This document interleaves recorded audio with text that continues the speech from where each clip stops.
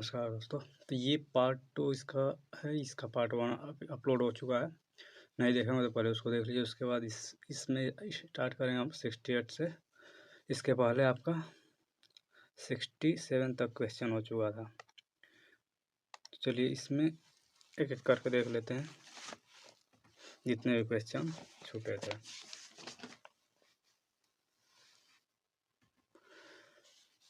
सबसे पहले क्वेश्चन यहाँ देखें, निम्नलिखित में से किसमें ध्वनि की गति अधिकतम होती है, पानी, इस्पात या वायु?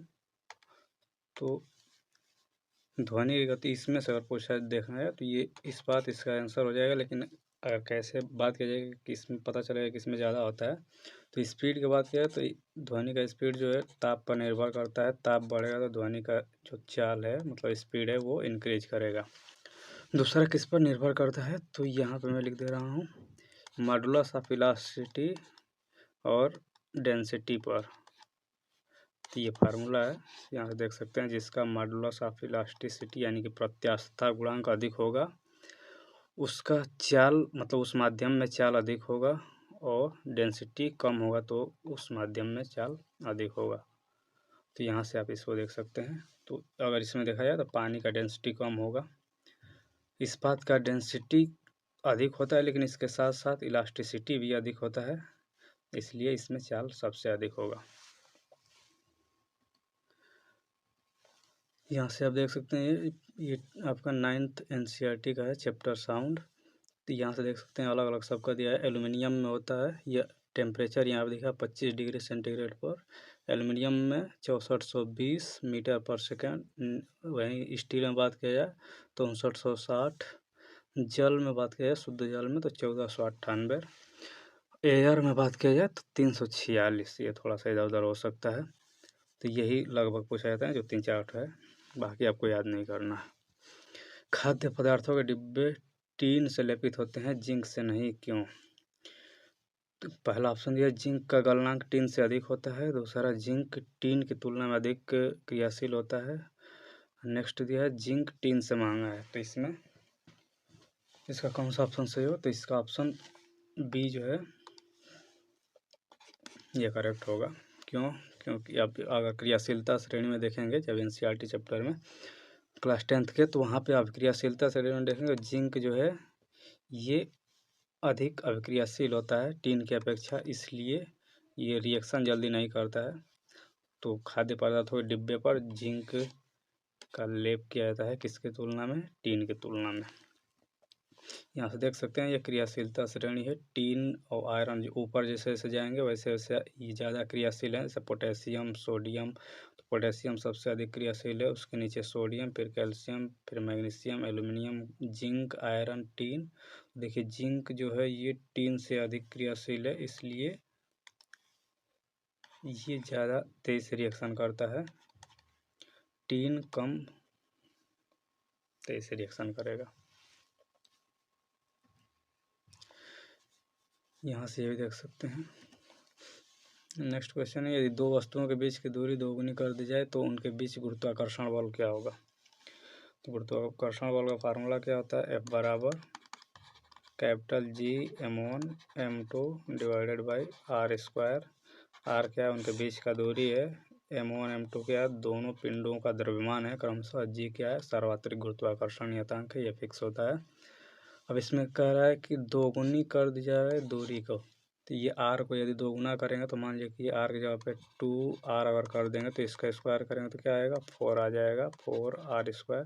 तो ये कितना हो गया, मतलब ये बटे में है 4, तो चौथाई हो गया, 1/4 इसका आंसर आएगा।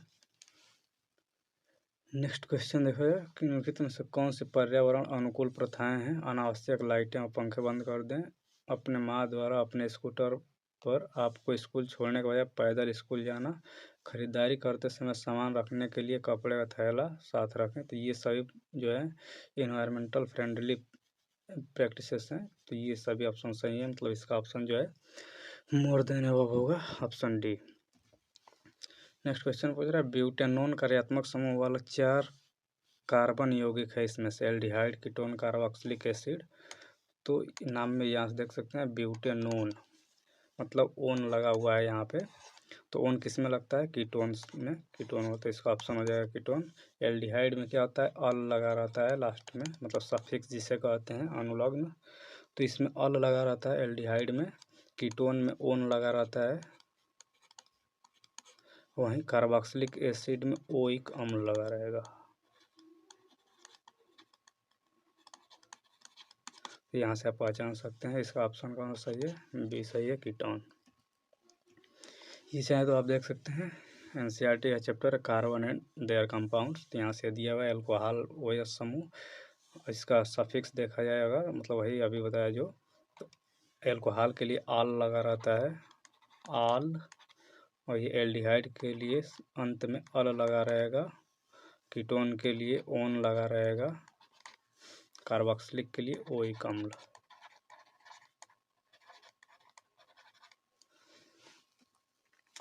नेक्स्ट क्वेश्चन है पौधों में विभोज्य उत्तक का कार्य क्या है?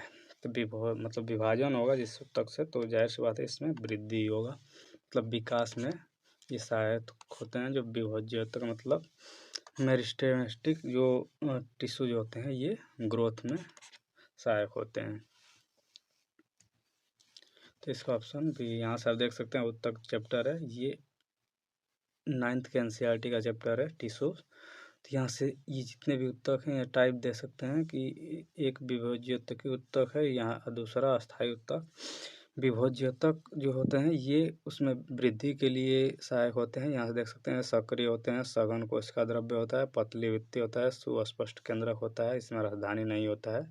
वहीं अस्थायी उत्तक में बात किया जाए तो इसी का उल्टा है, मतलब इसमें अस्थायी उत्तक में सक्रिय सघन कोशिका, पतली भित्ति, सुस्पष्ट केंद्रक नहीं होता है, राजधानी इसमें होता है। अस्थायी उत्तक में दो प्रकार के होते हैं, एक सरल अस्थायी उत्तक, दूसरा जटिल अस्थायी उत्तक। सरल में पैरेंकाइमा, कोलेंकाइमा, स्क्लेरेंकाइमा ये होते हैं। जटिल अस्थायी उत्तक में जाइलम फ्लोएम होता है। तो जाइलम के भी ये प्रकार यहाँ पर दिए गए हैं, तो अब यहाँ से आप देख सकते हैं। यहाँ पे देखिए विभोज्य उत्तक, उत्तक का काम क्या है? शीर्षस्थ, इसमें भी इसके प्रकार हैं, शीर्षस्थ विभोज्य उत्तक और पार्श्व विभोज्य उत्तक। जो शीर्ष वाला होता है वो लंबाई में वृद्धि में सहायक होता है, पार्श्व वाला जो होता है उसके तना में या मोटाई में वृद्धि में सहायक होता है। ये क्वेश्चन है आपका, इसको सॉल्व करते हैं। चलिए, कार का द्रव्यमान दिया है 1500 kg, वेग दिया है 30 किलोमीटर पर घंटा। कार्य 30 किलोमीटर पर घंटा से 60 किलोमीटर पर घंटा तक बढ़ाने के लिए कार्य कितना करना पड़ेगा? तो यहाँ पे कार्य पूछा है, तो कार्य कितना करना पड़ेगा? तो देखिए यहाँ पे कार्य बराबर, आपको पता है कार्य जो है गतिज ऊर्जा में कितना परिवर्तन करेगा वही कार्य के बराबर होगा। तो W जो होगा ये काइनेटिक एनर्जी में कितना चेंज करेंगे इसी के बराबर कार्य भी होगा। तो गतिज ऊर्जा का फार्मूला क्या होता है? 1/2 mv²। तो चूँकि यहाँ पे गतिज ऊर्जा में परिवर्तन करना है तो इसलिए मतलब अंतिम गतिज ऊर्जा और प्रारंभिक गतिज ऊर्जा दोनों का अंतर निकाल लेंगे। तो इसको कर देता हूँ v2² और इसको mv1²। अब इसमें रख के सॉल्व कर लीजिए इसको। तो सॉल्व करने पर अगर देखा जाए तो ये आएगा 15,000, मतलब ये वाला पहला आप इस ऑप्शन इसका सही हो जाएगा। सॉल्व करके रख के देख लीजिएगा। लाइकेन किस वायु प्रदूषण के लिए संवेदनशील होता है? तो लाइकेन जो है ये प्राकृतिक इंडिकेटर है। ये सल्फर डाइऑक्साइड यानी कि जो आपका अम्लीय वर्षा होता है, इससे जितने भी जलीय, तब जल में यदि अम्लीय वर्षा का पानी जाएगा तो वहाँ से जो लाइकेन होता है इसका पहले तो ये हरा रहता है, बाकी जैसे अम्लीय वर्षा होता है तो इसका कलर जो है धीरे धीरे भूरा होने लगता है। मतलब ये सूचक है एक तरह से देखा जाए तो प्रदूषक का। इसको नेचुरल इंडिकेटर भी कहा जाता है, प्राकृतिक सूचक प्रदूषण का। तो इसका ऑप्शन सही हो जाएगा सल्फर डाइऑक्साइड। इसके पहले वाले लेक्चर में इसके बारे में जो अम्लीय वर्षा होता है उसके बारे में डिटेल से बताया गया है। किस मंडल में मौसम की घटना होती है? तो मौसम की घटना जो है क्षोभ मंडल में होता है। समताप मंडल में आपको पता है कि यहाँ टेम्परेचर हमेशा एक समान रहता है। अयन मंडल में जितने भी सैटेलाइट से संबंधित चीज़ें हैं वो अयन मंडल में ही होता है। तो मौसम से संबंधित घटनाएं कहाँ होती हैं? क्षोभ मंडल में। इसका हाइट देखा जाए तो लगभग पृथ्वी की सतह से 10 किलोमीटर के ऊपर तक देखने को मिलता है। समताप मंडल में ओजोन लेयर भी पाया जाता है। तो ये भी क्वेश्चन इससे पहले बताया जा चुका है। यहाँ से देख सकते हैं ये ट्रोपोस्फेयर मतलब क्षोभ मंडल, इसके ऊपर ओजोन लेयर जो है ये स्ट्रेटोस्फेयर में होता है, समताप मंडल में। इसके ऊपर ये मध्य मंडल है, फिर अयन मंडल, फिर वायुमंडल। दो न्यूरॉन्स के बीच के अंतराल को क्या कहा जाता है? तो इसके बीच के गैप को यहाँ पे ऑप्शन दिया है अंतर्ग्रथन, मतलब इसको इंग्लिश वाला थोड़ा इस पर देखिएगा, हिंदी वाला में ज़्यादा नहीं समझ में आएगा। तो सिनेप्स, एक्सॉन, डेंड्राइट्स, तो इन तीनों में से कौन सा होगा? न्यूरॉन्स के बीच पूछा है, तो न्यूरॉन्स के बीच की दूरी को क्या कहा जाता है? सिनेप्स कहा जाता है। यहाँ से डायग्राम से भी देख सकते हैं इसको। देखिए ये आपका तंत्रिका कोशिका या न्यूरॉन्स, ये क्लास 10th का एनसीईआरटी है और ये 11th का एनसीईआरटी है, दोनों में आप देख सकते हैं।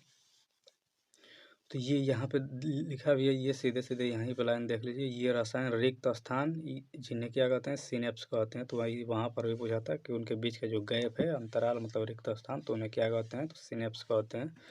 यहाँ से देख सकते हैं। बाकी के भी इसमें से पूछ देता है कि रेनवियर के नोट्स किस में पाए जाते हैं? ये क्वेश्चन आया हुआ है इसी एग्जाम में। तंत्रिका कोशिका में ही, मतलब न्यूरॉन में ही रेनवियर के नोट्स भी पाए जाते हैं। श्वान कोशिका किसमें पाई जाती हैं? तो ये भी न्यूरॉन्स में ही पाई जाती हैं।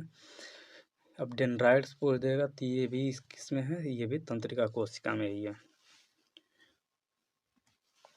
ये यहाँ से भी देख सकते हैं, ये नोट्स जो है उसमें साफ साफ लिखा हुआ है यहाँ पे कि तंत्रिका अवयवों का एक न्यूरॉन से दूसरे न्यूरॉन तक संचरण जो है किसके द्वारा होता है? सिनेप्सिस के द्वारा ही होता है। अब यहाँ ये भी क्वेश्चन आया कि किसके थ्रू होता है? तो न्यूरो ट्रांसमीटर्स जिसमें होते हैं उसी के थ्रू ये होता है।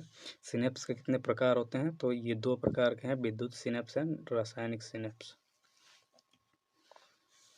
अब तंत्रिका तंत्र के बाद क्या है? नर्वस सिस्टम का। तो ये 2 टाइप के होते हैं, एक तो CNS होता है और एक PNS होता है, मतलब सेंट्रल नर्व सिस्टम, केंद्रीय तंत्रिका तंत्र है, परिधीय तंत्रिका तंत्र। अब CNS में पूछ देता है क्या क्या आता है? तो CNS में आता है मतलब सेंट्रल नर्व सिस्टम में ब्रेन आता है, स्पाइनल कॉर्ड आता है मतलब मस्तिष्क और मेरुरज्जु, और इनसे जितने जुड़े रहते हैं वो आते हैं आपका परिधीय या फिर पेरिफेरल तंत्रिका तंत्र में। इसमें कौन कौन आता है? क्रेनियल नर्व्स और स्पाइनल नर्व्स।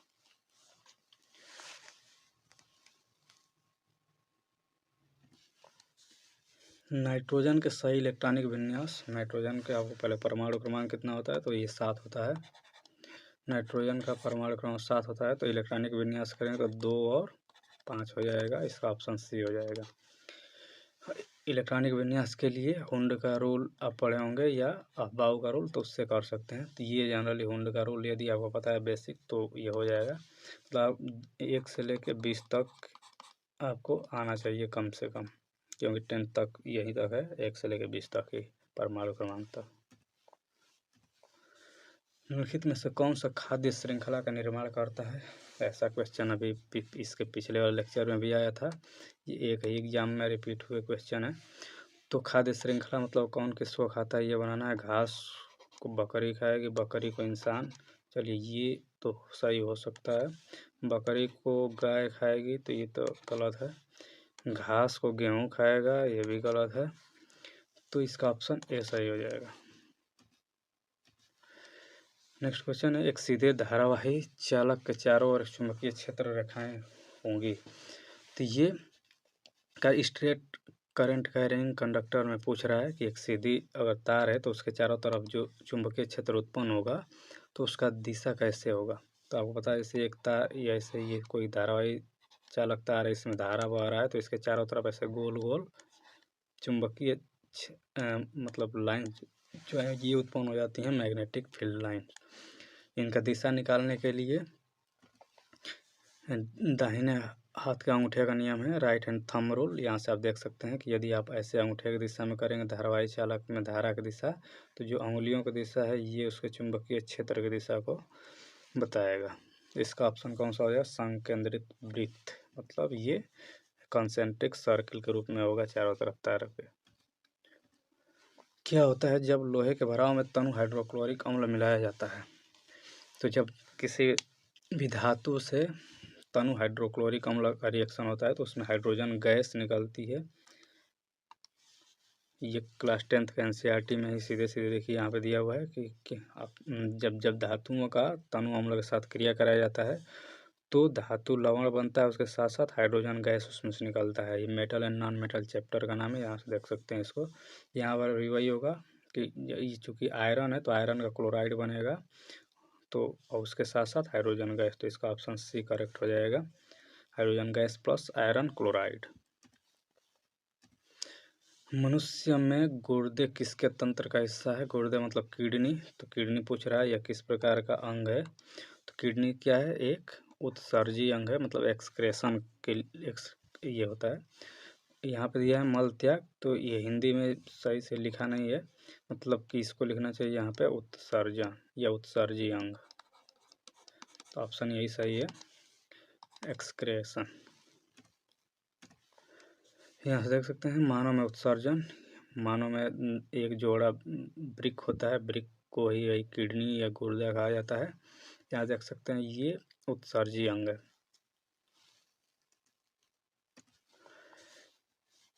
कौन सा शब्द किसी सर्किट में विद्युत शक्ति का प्रतिनिधित्व नहीं करता है? मतलब इसमें से कौन सा शक्ति का फार्मूला नहीं है, ये बताना है इसमें से। तो शक्ति पावर P से दिखाया जाता है, P बराबर V इंटू आई होता है। अब यहाँ से देख लीजिए, और V बराबर क्या होता है? I इंटू आर होता है। तो इससे मिला के इसमें अगर देखा जाए तो आई आर स्क्वायर, और देखिए चलिए V का मान यहाँ पर रख देते हैं आई आर, तो क्या आ जाएगा? P बराबर V बराबर यदि आई आर रखेंगे तो आई स्क्वायर आर हो जाएगा। तो ये तो यहाँ पे दिया हुआ है, ये तो है सही। दूसरा का P बराबर V इंटू आई, ये भी है। अब नहीं पूछ रहा है तो नहीं के लिए ये ऑप्शन हो जाएगा, ये नहीं है, ऑप्शन ए इसका करेक्ट है। कौन सा ठोस की विशेषता नहीं है? तो ये क्लास 9th के NCERT में है। ठोस कह रहा कि आसानी से बहने की क्षमता, तो ठोस आसानी से नहीं बहता है, ये तो इससे गलत है, ये गलत ही पूछा है। अणु बारीकी से पैक किए होते हैं, मतलब क्लोज्ड पैक होते हैं, तो ठोस में आपको पता है कि जो अणु हैं वो पास पास होते हैं, तो ये तो सही ही है। निश्चित आकार भी होता है ठोस का, तो ये गलत पूछा है, तो इसका ऑप्शन ए हो जाएगा सही। नेक्स्ट क्वेश्चन है, वह घटना जिसके कारण आकाश नीला दिखाई देता है। तो आकाश का नीला दिखाई देने का घटना जो है ये किसके कारण होता है? प्रकाश का फैलाव, मतलब डिस्पर्जन के कारण, या रिफ्लेक्शन के कारण, या स्कैटरिंग के कारण। तो आकाश का नीला दिखाई देना या फिर आकाश का काला दिखाई देना, ये दोनों स्कैटरिंग के कारण ही होता है, मतलब प्रकाश के प्रकीर्णन के कारण। और ये भी क्वेश्चन आया हुआ है कि अंतरिक्ष से देखने पर जो है कलर कैसा दिखाता है आकाश का, तो वहाँ पे काला दिखाई देता है, तो वो भी किसके कारण? प्रकीर्णन के कारण ही होता है। प्रकीर्णन क्या होता है? जब प्रकाश के किरण जो वायुमंडल में ऊपर से छोटे छोटे धूल के कण से टकराता है, तो वो चारों तरफ बिखर जाता है, वही घटना ही क्या कहलाता है? प्रकीर्णन कहलाता है या स्कैटरिंग कहलाता है। तो ये इसका ऑप्शन कौन सा हो जाएगा? सी। अगर और बात किया जाए कि डिस्पर्जन से संबंधित कौन कौन सी घटनाएं हैं, यानी कि डिस्पर्जन को परिक्षेपण भी कहा जाता है, ये फैलाव यहाँ लिखा है जो कि सही नहीं लिखा है। इसको परिक्षेपण या वर्ण विक्षेपण भी कहते हैं, परिक्षेपण या वर्ण विक्षेपण। तो इससे संबंधित कौन कौन सी घटनाएं हैं डिस्पर्जन से संबंधित? तो इंद्रधनुष का बनना, इंद्रधनुष का बनना किससे संबंधित है? ये डिस्पर्जन से संबंधित है। प्रिज्म में से जब कोई प्रकाश की किरण गुजरती है, वाइट लाइट, तो वो भी अलग अलग कलर में टूट जाता है, 7 रंग आप पढ़े होंगे विव की ओर, तो ये भी टूटने की घटना, ये जो है ये घटना भी क्या है? डिस्पर्जन ही है। अगर रिफ्लेक्शन से संबंधित बात किया जाए, मतलब परावर्तन से, तो अब जो दर्पण से चेहरा देखने का काम है ये रिफ्लेक्शन पे आधारित है। स्कैटरिंग की बात किया जाए तो अभी देखें कि आकाश का रंग नीला दिखाई देना या फिर अंतरिक्ष यात्रियों को आकाश का रंग काला दिखाई देना, ये किस पे संबंधित है? ये स्कैटरिंग से संबंधित है। टिंडल प्रभाव इसी में आता है, टिंडल प्रभाव,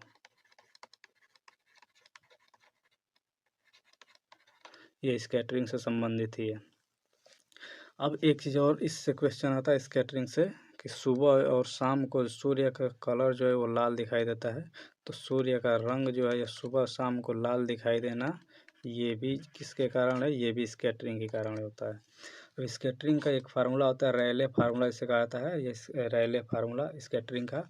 ये फार्मूला क्या होता है कि स्कैटरिंग का इंटेंसिटी जो है वो इन्वर्सली प्रोपोर्शनल होता है वेवलेंथ के चतुर्थ घात के, यानी कि लेमडा के पावर 4 के। अब ये लेमडा क्या है, तो ये तरंग का वेवलेंथ है, तरंग दैर्ध्य। तो जिसका तरंग दैर्ध्य अधिक होगा वो कम स्कैटरिंग होगा, कुल मिला के इसका ये मतलब है। जिसका तरंग दैर्ध्य कम होगा वो अधिक स्कैटर होगा। तो तरंग दैर्ध्य कम किसका होता है, वायलेट का होता है। अगर यह इधर से देखें तो विब की ओर, तो सबसे अधिक यदि स्कैटरिंग की बात करें तो वायलेट का ही होगा, बैगनी का। सबसे कम स्कैटरिंग किस कलर का होता है, रेड का। इसी कारण देखिए, जैसे यहाँ पे ये पृथ्वी है, इधर सूर्य है, इधर मान लेते हैं कि यहाँ सूर्य है, यहाँ पे धूल के कण होंगे वायुमंडल में। जब यहाँ से प्रकाश की किरण ऐसे आ रही है तो इन धूल के कण से स्कैटरिंग होगा। तो सबसे अधिक किस कलर का स्कैटरिंग होगा, तो ये इसके अनुसार देखा है तो सबसे कम वेवलेंथ जिसका है, मतलब बैगनी का, तो इसका स्कैटरिंग सबसे अधिक होगा। मतलब ये सबसे तेजी से बिखरेगा। तो नीचे कौन सा कलर, मतलब सबसे अधिक ही। अब रेड जो है ये सीधे चला जाएगा, इसका स्कैटरिंग कम होता है। तो रेड सीधे चला गया तो नीचे कौन दिखाई देता है, ये वायलेट जो है यही दिखाई देता है, इसीलिए आकाश का रंग नीला दिखाई देता है। लेकिन जब सूर्य का बात किया जाए कि वही जो सूर्य सुबह और शाम को लाल क्यों दिखाई देता है, तो ये चूँकि देखिए सुबह ऐसे रहेगा, सूर्य इधर का ही पास में, तो ऐसे सीधे आएगा, तो जो वायलेट कलर है ये पहले ही स्कैटर हो जाएगा, तो लास्ट में कौन बचेगा, रेड ही बचता है। यहाँ से एक और क्वेश्चन आता है कि कितने मिनट पहले सूर्य दिखाई देने लगता है। मतलब सूर्य अभी निकला नहीं रहता है, उसके पहले ही दिखाई देने लगता है।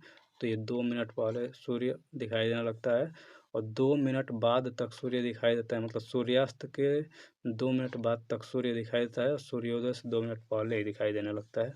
ये भी किस कारण होता है, तो ये भी स्कैटरिंग के कारण होता है।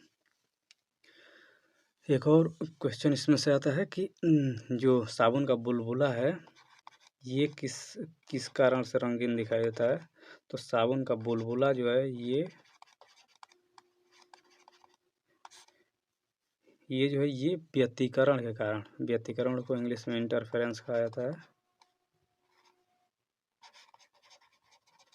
तो इंटरफेरेंस की घटना के कारण सावन का जो बुलबुला आता है ये रंगीन दिखाई देता है। मोर के पंख का एक क्वेश्चन आता है कि उसका कलर कैसा होता है। तो मोर का जो पंख है ये इसका कलर ब्लैक होता है। ये एक्चुअल में इसका कलर कैसा होता है, तो ब्लैक होता है। लेकिन ये रंगीन क्यों दिखाई देता है, तो ये डिफ्रैक्शन के कारण दिखाई देता है। डिफ्रैक्शन को विवर्तन कहा जाता है। तो ये सभी एग्जाम में आए हुए क्वेश्चन है। चलिए, तो इतनी चीज़ें यहाँ पे हो गई। तारों का टिमटिमाना जो है ये किसके कारण होता है, यहाँ से ये भी देख लेते हैं। तो ये अपवर्तन से संबंधित घटना है, अपवर्तन, तारों का टिमटिमाना।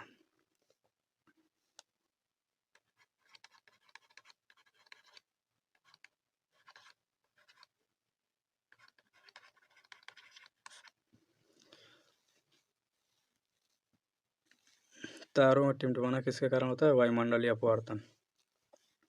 यहाँ पे ये सूर्य का 2 मिनट पूर्व दिखाई देना, ये वाला घटना वायुमंडलीय अपवर्तन से होता है। यहाँ पे अपवर्तन होता है, तो वायुमंडलीय अपवर्तन के कारण ये 2 मिनट पूर्व दिखाई देता है और 2 मिनट बाद दिखाई देता है। ये क्वेश्चन यहाँ पे दिया है कि एक स्थिर स्थिति से शुरू करते हुए, मतलब कि प्रारंभिक वेग क्या है, 0 है। तो यहाँ पे इसको मैं v1 मान लेता हूँ। प्रारंभिक वेग इसका 0 है। करते हुए राहुल 30 सेकंड में 6 मीटर का वेग प्राप्त कर लेता है। मतलब कि अंतिम वेग कितना हो गया, इसको v2 अगर मान लिया है तो v2 जो है 6 मीटर पर सेकंड हो गया। कितने सेकंड में किया है, तो ये 30 सेकंड में किया है। t जो है यहाँ पे 30 सेकंड है। उसके बाद कह रहा है कि फिर वह इस प्रकार ब्रेक लगाता है कि अगले 5 सेकंड में साइकिल की गति घटकर 4 मीटर पर सेकंड हो जाती है। दोनों स्थितियों में साइकिल का त्वरण निकालना है। त्वरण क्या होता है, अगर त्वरण को एक्सेलरेशन एस दिखाएं तो ये वेग परिवर्तन का दर होता है। दर मतलब समय से भाग वेग परिवर्तन, यानी कि अंतिम वेग माइनस प्रारंभिक वेग। तो यहाँ पे अंतिम वेग कितना है पहले वाले घटना में, तो v2 माइनस v1 बट्टे में समय t।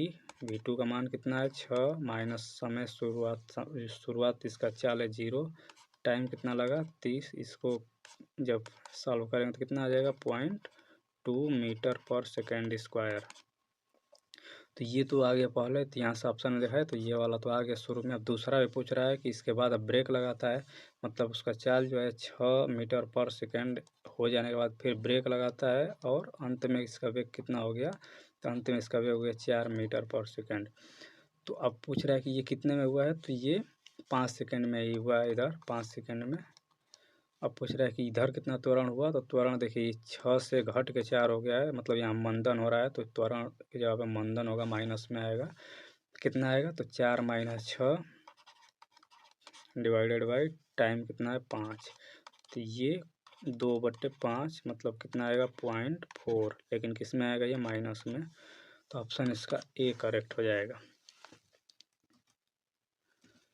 अगला क्वेश्चन, अस्थायी उत्तकों के बारे में लिखित में से कौन सा सही है। अभी शुरू में ही देखे थे कि अस्थायी उत्तक मतलब ये वृद्धि में सहायक नहीं होंगे, मतलब इसमें विभाजन नहीं होगा। तो कह रहा है कि वे केवल युवा पौधों में पाए जाते हैं, वे 23 से कोशिका विभाजन में सक्षम हैं, विभाजित करने की क्षमता खो देते हैं। तो नाम से ही पता चल रहा है अस्थायी उत्तक हैं, तो कोशिका विभाजन की क्षमता खो देंगे, मतलब ये अस्थायी हैं।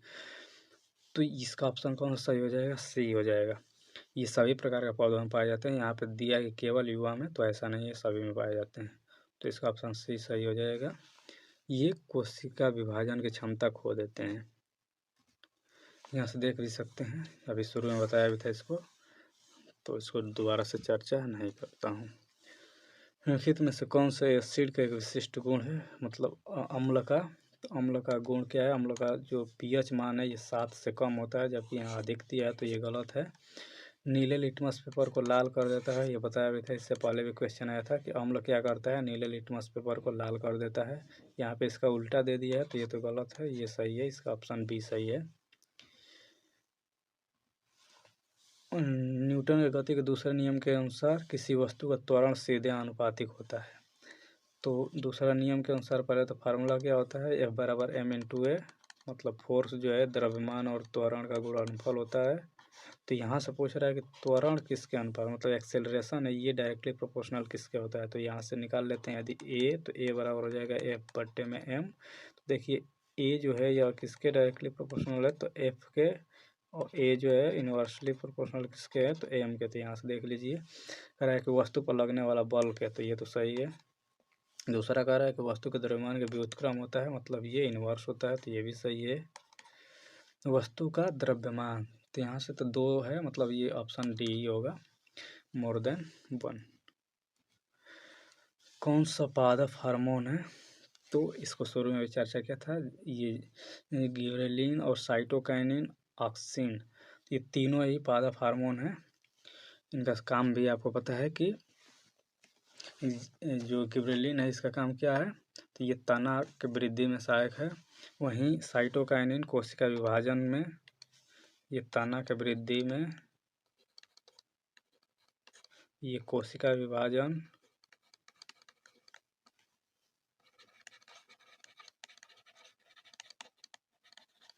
ऑक्सीजन क्या करता है, तो ये लंबाई में वृद्धि।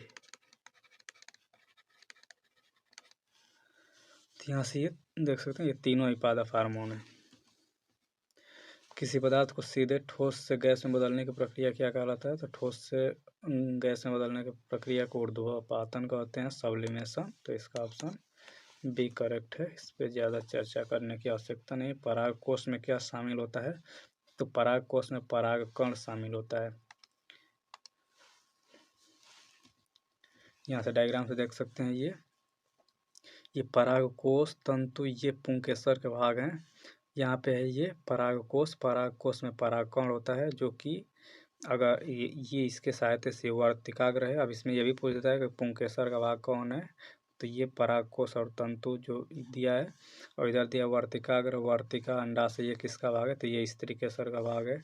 ये पराग कण जो है ये जाते हैं वर्तिकाग्र पर, इसके थ्रू ये धीरे धीरे धीरे धीरे करके अंडाशय में यानी कि ओवरी में जाते हैं, यहीं पे इनका निषेचन होता है। अब इसमें एक चीज़ और आता है कि यदि परागकोश से एक उसी पौधे के, मतलब ये जो फूल है इसी पर अगर परागकण जाता है तो इसको स्वपरागण कहते हैं, मतलब सेल्फ पॉलिनेशन। अगर दूसरे एक पुष्प से दूसरे पुष्प पर जाएगा परागकण तो उसको कहते हैं पर परागण या क्रॉस पॉलिनेशन। तो ये परागकोश में क्या है, परागकण है। तो यही ऑप्शन उसमें दिया था क्वेश्चन में। कि पराग कोश में क्या शामिल होते हैं, तो पराग कण शामिल होते हैं, पॉलन ग्रेन्स। कैल्शियम हाइड्रोक्साइड का नाम क्या है, सामान्य नाम पूछा है, तो कैल्शियम मतलब CaOH का ट्वाइस। कैल्शियम हाइड्रोक्साइड को क्या कहते हैं, बुझा हुआ चूना या स्लैग्ड लाइम कहा जाता है। कोशिका की खोज सर्वप्रथम किसने की, तो अगर केवल कोशिका की खोज पूछे तब इसमें रॉबर्ट हुक हो जाएगा। जीवित कोशिका की खोज अगर पूछे तो उसके लिए यहाँ से आप देख सकते हैं, शुरू में इसके बारे में चर्चा भी किया हूँ कि मृत कोशिका की खोज रॉबर्ट हुक 1665, जीवित कोशिका ल्यूवेनहॉक 1674, कोशिका में केंद्रक रॉबर्ट ब्राउन, जीव द्रव्य का नाम जे प्रोकिंजे, कोशिका सिद्धांत एम्स लिडेनस्वान ने दिया था, कोशिका सिद्धांत को आगे किसने बढ़ाया था, बिरचो ने बढ़ाया था। तो ये चीज़ यहाँ से देख सकते हैं। एक क्वेश्चन और आता है कि प्याज की झिल्ली को रंगने के लिए किसका यूज करते हैं, तो सेफ्रामाइन या आयोडीन या मेथिलीन ब्लू का यूज किया जाता है। SI यूनिट ऑफ वर्क ये क्या है, तो यहाँ से तो काफ़ी ईजी है, जूल होता है, यहाँ पे जूल लिखा है हिंदी में, तो लेकिन जूल यहाँ पे रहेगा, तो इसका ऑप्शन C करेक्ट हो जाएगा। SI unit. अगर CGS यूनिट आप कमेंट करके बताइएगा इसका कार्य का CGS यूनिट क्या होता है। कौन सा भौतिक परिवर्तन नहीं है, मतलब रासायनिक परिवर्तन है। यहाँ से नहीं पे थोड़ा सा ध्यान देना है कि भौतिक परिवर्तन नहीं है, यानी कि रासायनिक परिवर्तन कौन सा है। तो रासायनिक परिवर्तन क्या होता है कि एक बार परिवर्तित हो जाए दोबारा वह उसी प्रारंभिक अवस्था में ना आ पाए। जैसे कोयला को जला देंगे तो एक बार राख बन जाएगा, दोबारा कोयला नहीं बनेगा, तो ये रासायनिक परिवर्तन है। पानी में नमक को घोलने के बाद उसको अलग किया जा सकता है, तो ये भौतिक परिवर्तन है। बर्फ़ का पिघलने के बाद फिर से बर्फ़ बनाया जा सकता है, ये भी भौतिक परिवर्तन है। इसमें रासायनिक परिवर्तन पूछा तो पहला ऑप्शन सही हो जाएगा। नेक्स्ट क्वेश्चन, कौन सा वेक्टर जनित रोग नहीं है। वेक्टर जनित मतलब कोई वाहक के थ्रू नहीं होता है। वेक्टर मतलब वही होते हैं वाहक, मतलब कोई इसको ले जाने वाले, जैसे कोई या तो मक्खी मच्छर या फिर और कोई जीव के थ्रू अगर जाता है उसके, तब उसको कहते हैं वेक्टर जनित। तो इसमें से कौन सा पूछा है कि नहीं है। डेंगू, यक्ष्मा, मलेरिया, यक्ष्मा मतलब TB। डेंगू आपको पता है कि मच्छर के द्वारा ही होता है। मादा एनाफिलीज मच्छर जो है ये इसके कारक हैं या इसके वेक्टर हैं। डेंगू के वेक्टर कौन सा है, मादा एनाफिलीज।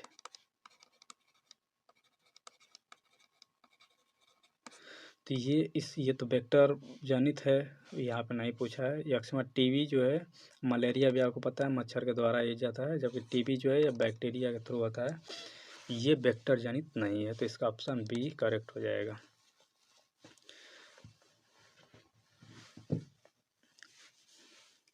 अब TB का भी एक क्वेश्चन पूछा था कि ये किस बैक्टीरिया के कारण होता है, तो TB जो है ये माइकोबैक्टीरियम ट्यूबरकुलोसिस के द्वारा होता है TB। वहीं डेंगू किस मच्छर के कारण होता है, तो डेंगू जो है मादा एनाफिलीज, ये मादा एनाफिलीज से मलेरिया होता है, सॉरी। डेंगू जो है ये एडिज इजिप्टी या मतलब एडिज समूह के जितने भी हैं मच्छर उनके द्वारा होता है डेंगू। इसी के द्वारा येलो फीवर भी होता है, जितने जो एडिज मच्छर के जो समूह हैं, एडिस समूह के जो मच्छर हैं इन्हीं के द्वारा जो होता है येलो फीवर, मतलब कि आपका डेंगू चिकनगुनिया येलो फीवर सब इसी के द्वारा होता है। इसको टाइगर मच्छर के भी नाम से जाना जाता है।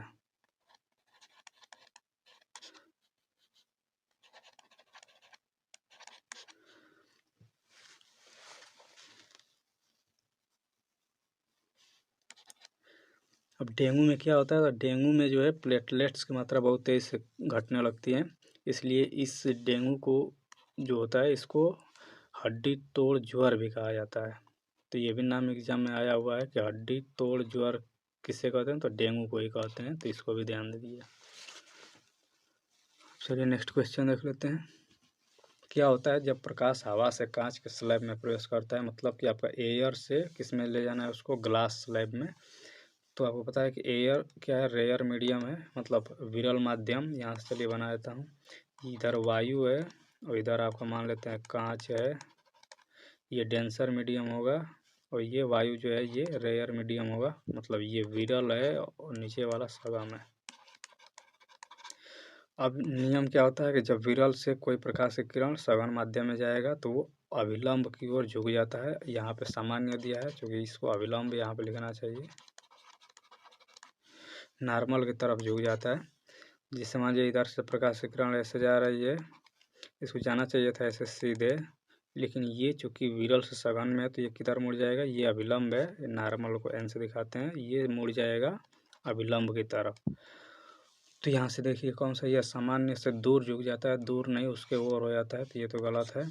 यह पूर्ण आंतरिक परावर्तन से गुजरता है, तो पूर्ण आंतरिक परावर्तन नहीं होता है। सामान्य की ओर झुक जाता है, तो ये ऑप्शन सही होगा। सामान्य की जगह पे अभी बताया अभिलंब या नॉर्मल। लोहे के फ्राइंग पैन, अभी ये आया था शायद इससे पहले। क्या उसको जंग लगने से बचाने के लिए क्या करना चाहिए, मतलब जिसमें जो आपका बर्तन है फ्राइंग पैन, तो उसको जंग लगने से बचाने के लिए पेंट करना चाहिए या जिंक की परत चढ़ाना चाहिए या ग्रीस लगाना चाहिए।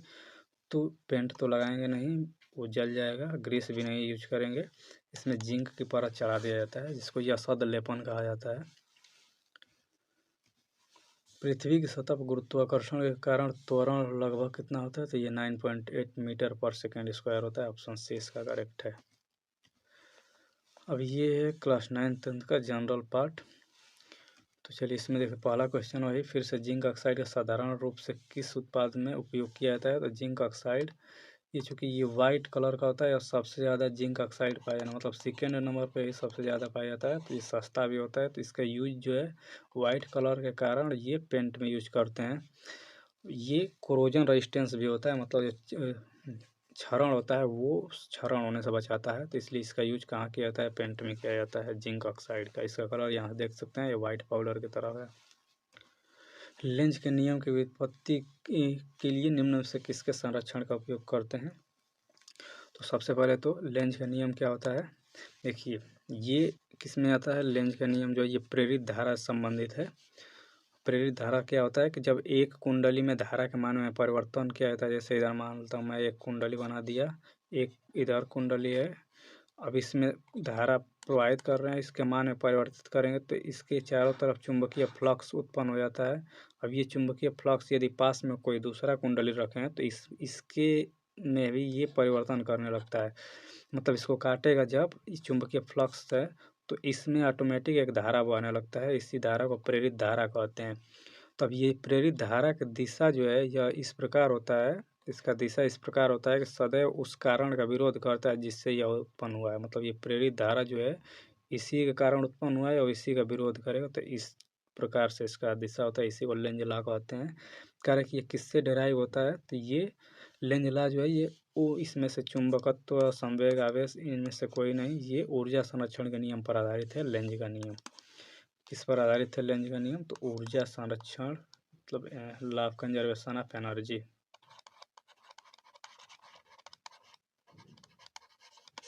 तो ये इस पर आधारित है, मतलब इनमें से कोई नहीं, इसका आंसर हो जाएगा ए। मानव शरीर के यकृत एवं मांसपेशियों में संधारित ग्लाइकोजन का रूप होता है, तो ग्लाइकोजन के रूप में आपको पता है कि ये ग्लाइकोजन जो किस रूप में यकृत और मांसपेशियों में स्टोर होता है, तो ये पॉलीसेकेराइड के रूप में यूज होता है। यहाँ से आप एनसीईआरटी देख सकते हैं, 11th का है, बायोमोलिक्यूल के नाम से चैप्टर है। यहाँ पे साफ साफ लिखा हुआ है कि glycogen is an extensively branched storage homo polysaccharide found in animals, और मसल सेल्स में भी होता है, लीवर सेल्स में भी होता है, मतलब किस रूप में स्टोर होता है, पॉलीसेकेराइड के रूप में ये स्टोर रहता है। रक्त में त्रुटिपूर्ण हीमोग्लोबिन, मतलब डिफेक्टिव हीमोग्लोबिन किस में होता है, तो ये होता है सिकल सेल एनीमिया में होता है। सिकल सेल एनीमिया में क्या होता है, डिफेक्टिव हीमोग्लोबिन होता है। अगर बात की जाए हेमाटोमा को, तो इसमें ये क्या होता है, इसको हिंदी में रक्त गुल्म कहते हैं। इसका मतलब क्या है, देखिए ये ब्लड वेसल्स जो हैं उनके बाहर रक्त का थक्का जम जाता है, मतलब रक्त जमा होने लगता है और फोड़ा जैसे बाहर दिखने लगता है ब्लैक ब्लैक, तो इसी को रक्त गुल्म कहा जाता है। ये सिकल सेल एनीमिया। चलिए तो इसका आंसर ये हीमोफीलिया क्या होता है, तो हीमोफीलिया से प्रभावित जो व्यक्ति होते हैं उनका जो है ब्लड जो है वो क्लोटिंग नहीं होता है, मतलब रक्त का थक्का नहीं जमता है। अगर बात की जाए कि ये एक प्रकार का ये जेनेटिक डिसऑर्डर है, एक ऐसा है बीमारी, तो जेनेटिक डिसऑर्डर। सबसे पहले कहाँ से इसका उत्पत्ति और देखा है कहाँ से हुआ था। सबसे पहला जो कैरियर है ये आपका इंग्लैंड की जो रानी थी क्वीन विक्टोरिया, उन्हीं को माना जाता है इसका कैरियर, इसीलिए ये रॉयल डिजीज के नाम से भी जाना जाता है, रॉयल डिजीज।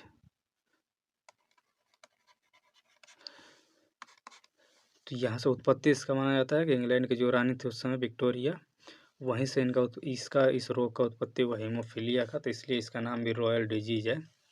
तो इस चीज़ को भी ध्यान देते रहिए। नेक्स्ट क्वेश्चन अगर बात किया जाए कि किस प्रकार की दवाई उत्पादन में इथाइल एल्कोहल, मतलब इस एथाइल एल्कोहल को सीधे सीधे एल्कोहल भी कहा जाता है या एथिल एल्कोहल। फार्मूला की बात किया है तो C2H5O, ये क्या है, किसका है, एथाइल एल्कोहल या एथिल एल्कोहल। इसका यूज कहाँ करते हैं तो इसका यूज किया जाता है एंटीसेप्टिक क्रीम्स में, जो मरहम वाली दवाएं जितने हैं उसमें यूज किया जाता है आपका एथिल एल्कोहल का, वो घावों पर यूज किया जाता है। नेक्स्ट क्वेश्चन कह रहा है कि 15 डिग्री सेंटीग्रेड तापमान एवं 380 mm दाब पर ध्वनि वेग 340 मीटर पर सेकंड है। यदि ताप को अपरिवर्तित रखते हुए दाब को दोगुना कर दिया जाए तो इसमें कह रहा है कि ध्वनि का वेग कितना हो जाएगा। अब देखिए यहाँ पे सीधे सीधे एक चीज़ है, ताप को अपरिवर्तित करते हैं, मतलब ताप को बढ़ाना ही नहीं है। मैं अभी बताया था इससे पहले वाले क्वेश्चन में कि जो ध्वनि का चाल है किस पर डिपेंड करता है, तो टेम्परेचर पर करता है। टेम्परेचर बढ़ेगा तो चाल बढ़ेगा, टेम्परेचर घटेगा तो चाल घटेगा। इलास्टिसिटी पर डिपेंड करता है और घनत्व पर डिपेंड करता है। तो अब इसमें से तो ये कह रहा है ताप को बदलना ही नहीं है, तो जब ताप नहीं बदलेंगे तो इसके चाल पर कोई प्रभाव नहीं पड़ेगा, ध्वनि का वेग सेम ही रहेगा। मतलब पहले 340 था तो अभी भी 340 से ही रहेगा। इसका ऑप्शन डी हो जाएगा।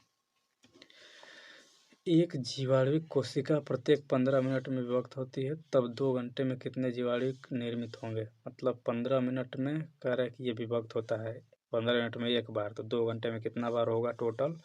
तो 15 मिनट में एक बार हो रहा है, मतलब कि 1 घंटे और 60 मिनट में बात किया जाए तो ये 4 बार डिवाइड होगा।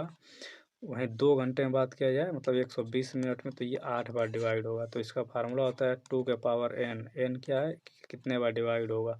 तो यहाँ पर रख दीजिए 2 के पावर 8 रखेंगे तो इसका मान कितना आ जाएगा 256। इसको ऐसे भी समझ सकते हैं कि एक कोशिका है, एक बार जब डिवाइड होगा तो ये इधर 2 ठो बनेगा, फिर ये डिवाइड होगा तो इधर इस 2 ठो बनेगा, मतलब 2 ठो एक बार। तो ऐसे इसको भी चाहे तो ऐसे बढ़ा कर जोड़ सकते हैं, 8 बार इसको डिवाइड कर दीजिए, सबको गिन लेंगे तब भी आएगा इतना ही। उसको उतना ना करने का ये फार्मूला सीधा 2 के पावर n। पौधों एवं पशु कोशिकाओं में अंतर किससे समझ में आता है, मतलब क्या जो है आपका पौधे और पशु मतलब जंतु कोशिका और पादप कोशिका के बीच अंतर किससे आप स्पष्ट कर सकते हैं। तो आपको पता है कि जंतु कोशिका में कोशिका भित्ति नहीं होता है, सेल वॉल केवल पादप कोशिका में होते हैं। तो इसका ऑप्शन सी करेक्ट हो जाएगा। जो कोशिका भित्ति है केवल पादप कोशिका में पाए जाते हैं। चलिए 11th-12th का है जनरल पार्ट का 8 क्वेश्चन। इसमें से कह रहा है कि प्रतिरोध आर के किसी तार के टुकड़े को 5 बराबर भागों में काटे जाते हैं। इन टुकड़ों को फिर पार्श्व क्रम में संयोजित कर देते हैं। यदि संयोजन का तुल्य प्रतिरोध आर डैश है तो R divided by R dash अनुपात का मान क्या होगा।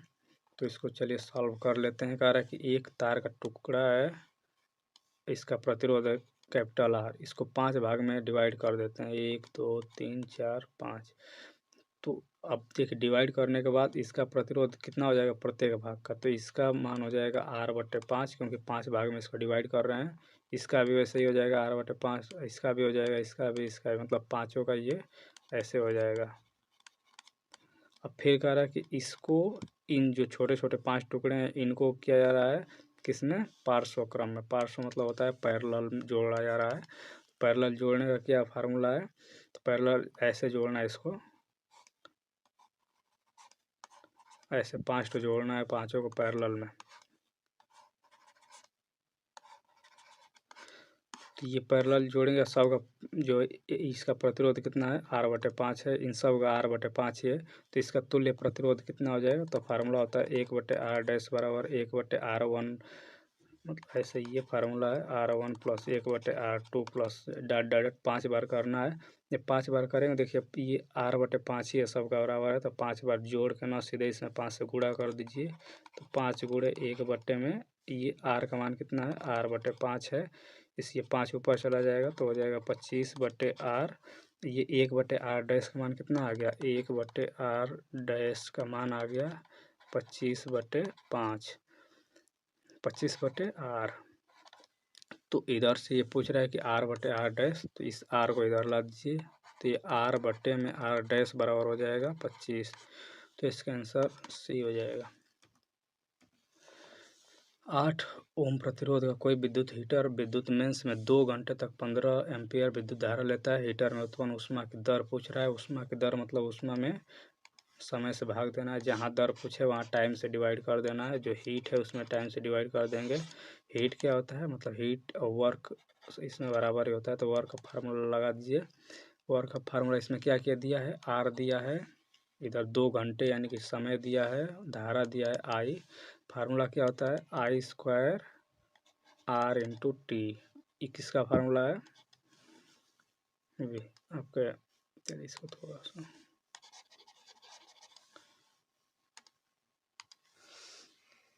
हीट का फार्मूला क्या हो जाएगा, हीट या वर्क सेम ही होता है फार्मूला, तो यहाँ से हीट का फार्मूला हो जाएगा I² R/T।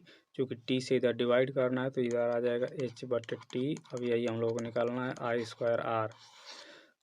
अब इसको रख के सॉल्व कर दीजिए तो आपका आंसर आ जाएगा। आई का मान कितना है, 15 है, 15 का स्क्वायर करना है, आर का मान है 8, टी से कोई मतलब है नहीं, इसको सॉल्व करेंगे। 15 का स्क्वायर 225, 8 इसको गुणा कर दीजिए तो कितना आ जाएगा। इसमें से तो कोई नहीं आएगा, तो मतलब इनमें से उपयुक्त में से कोई नहीं, इसका आंसर हो जाएगा ई। किसी शब्दकोश में लिखे छोटे अक्षर को पढ़ते समय अपने उनसे कौन सा लेंस पसंद करेंगे। छोटे अक्षर को पढ़ना है तो मैग्नीफाइंग ग्लास चाहिए। मैग्नीफाइंग जो ग्लास है ये कौन सा लेंस होता है, तो ये होता है उत्तल लेंस। ऐसे आप देखे होंगे उत्तल लेंस, इसमें एक ही दिया है यहाँ पर, लेकिन फोकस दूरी 50 सेंटीमीटर दे दी है, ये बहुत ज़्यादा है, आप पास में रख के देखना होता है। तो फोकस दूरी लगभग 12.5 सेंटीमीटर के आसपास होता है। इसी के आसपास थोड़ा सा चेंज भी हो सकता है, मतलब 12 से 20 के आसपास रहेगा मैग्नीफाइंग ग्लास का। तो इनमें से कोई नहीं इसका आंसर हो जाएगा। निम्नलिखित में से किस भाग पर किसी वस्तु का प्रतिबिंब बनता है। जो नेत्र, अभी जो इसका प्रीवियस लेक्चर था उसमें इसके बारे में देखे हुए थे डिटेल में। जो प्रतिबिंब कहाँ बनता है, तो ये रेटिना पर बनता है। किसी वस्तु का प्रतिबिंब रेटिना पर बनता है आँख में, यहाँ से देख सकते हैं। ये यहाँ ये पुतली के थ्रू इसमें एंटर करता है, अंत में ये रेटिना है, इसी पर प्रकाश आता है, यहाँ पे प्रतिबिंब बनता है। निम्नलिखित में से कौन सा मादा जनन तंत्र का भाग नहीं है, मतलब पुरुष जनन तंत्र का भाग कुल मिला के पूछ रहा है। ये यहाँ पे नहीं पूछा है। अंडाशय ये मादा जनन तंत्र का ही भाग है। गर्भाशय भी, शुक्रवाहिका जो है ये पुरुष जनन तंत्र का भाग है, तो इसका ऑप्शन सी करेक्ट हो जाएगा। यहाँ से आप देख भी सकते हैं इसको, ये शुक्रवाहिका किस में है, तो ये पुरुष जनन तंत्र का भाग है। ये वृषण से क्या करता है, स्पर्म को लेकर जाता है। और ये अगर मादा जनन तंत्र का भाग, इसमें से क्वेश्चन आता है कि फेलोपियन ट्यूब या अंडवाहिका में क्या होता है, तो इसमें निषेचन होता है। ये 10th का NCERT है, जीव जनन। पराग कोश में ये क्वेश्चन अभी आया था, पराग कौन होता है, ये रिपीट हुआ है क्वेश्चन। अलैंगिक जनन मुकुलन द्वारा होता है, मतलब जो अलैंगिक जनन होता है ये इसमें सीधे से पूछ रहा है कि अमीबा में होता है कि ईस्ट में होता है या फिर प्लाज्मोडियम में होता है। तो अमीबा के बाद क्या है, तो अमीबा में द्विखंडन विधि से इसमें जनन होता है। अमीबा में द्विखंडन विधि से जनन होता है। ईस्ट में क्या होता है, तो ईस्ट में मुकुलन द्वारा होता है। प्लाज्मोडियम में क्या होता है, बहुखंडन द्वारा होता है। तो यहाँ पे वही पूछा था मुकुलन द्वारा किस में होता है, तो ईस्ट में होता है। इसके साथ साथ और किस में होता है, हाइड्रा में भी होता है मुकुलन द्वारा, तो ये भी ध्यान दीजिएगा, हाइड्रा में भी मुकुलन द्वारा ही होता है। यहाँ से आप देख सकते हैं विखंडन द्वारा किस में होता है, अमीबा, द्विखंडन, लेशमानिया या कालाजार का रोग, लेशमानिया ही है। तो ये द्विखंडन द्वारा होता है। बहुखंडन प्लाज्मोडियम मलेरिया परजीवी जिसको कहा जाता है कि मलेरिया इसी कारण होता है। खंडन में किसी स्पाइरोगाइरा जो है पुनर्जनन या रीजनरेशन, ये एग्जाम में आया हुआ है। तो ये किस में होता है? प्लेनेरिया में ये होता है रीजनरेशन द्वारा इसमें जनन। मुकुलन हाइड्रा और ईस्ट में होता है। कायिक प्रवर्धन किस में होता है? तो यहाँ से आप देख सकते हैं केला, संतरा, गुलाब, चमेली, अंगूर, गन्ना, आलू, अदरक, ये सब किसमें, ये किसके द्वारा होता है? ये कायिक प्रवर्धन द्वारा होता है। अपच का उपचार के लिए क्या करते हैं? मतलब जो एसिडिटी होता है उसके उपचार में किसका यूज करते हैं? तो एसिडिटी के उपचार में क्या एंटासिड का यूज किया जाता है। मतलब एसिड का उल्टा एंटासिड। तो ये इसका प्रति अम्ल आंसर है। देखिए ये कहाँ से ये क्वेश्चन आया हो? तो एनसीईआरटी का जो क्लास 10th का NCERT acid base and salt, वहाँ से ये क्वेश्चन आया। अपच का उपचार करने के लिए किस औषधि का उपयोग करते हैं? तो यहाँ से दिया हुआ देखिए एंटासिड, ये यहीं से है जो एग्जाम्पलर है वहाँ से। चलिए ये लास्ट क्वेश्चन है होमवर्क के लिए। यहाँ पे इसका उत्तर आपको देना है। जो अभी बीच में पूछा भी था कि सीजीएस यूनिट ऑफ वर्क, कार्य का सीजीएस मात्रा क्या होगा? अर्ग, डाइन, न्यूटन, जूल। तो इसको आप कमेंट कीजिएगा।